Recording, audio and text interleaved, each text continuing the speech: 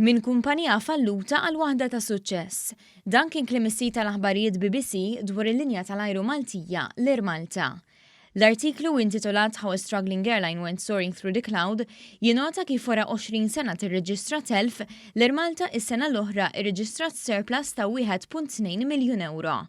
U ma nutaw kif l-Air Malta kienet ikollha tikkompeti ma' linji tal-ajru ferm akbar minna u ta' kuljum ikollha tagħmel xogħol importanti għal pajjiż fosthom servizzi postali u ambulanza tal-ajru. Allin Talbot, kelliem għall-kumpanija, spjega kif permezz ta' użu aħjar ta' teknoloġija l-Air Malta rnexxielha tirreġistra żieda kbira ta' passiġġieri li jtiru magħha. Dan sar possibbli billi l-Air Malta qdet is-sistemi online tagħha ma' dawk ta' kumpaniji oħra, bħal ta' Ryanair.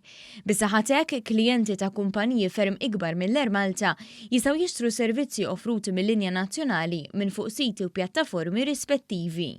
Gabor Bukta, analista tal-avjazzjoni f'Budapest, spjega wkoll li parti mis-suċċess tal-Air Malta kienet id-deċiżjoni għaqlija li biet id-drittijiet ta' nżul tagħha f'ajruporti Ingliżi lill-Gvern. L-artiklu tal-BBC għala billi rimarka li minkejja ċokon tagħha l-Air Malta għandha ambizzjonijiet kbar fosthom li ssir il-linja tal-ajru tal-Mediterran.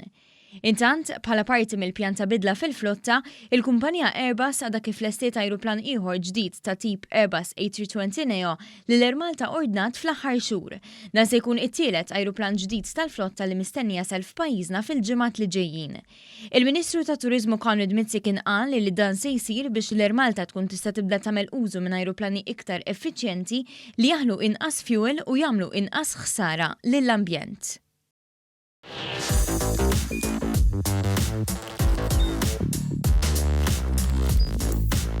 Idħol fuq one.com.mt u hemmhekk tista' tara l-programmi kollha li jxandru fuq One permezz ta' One Play.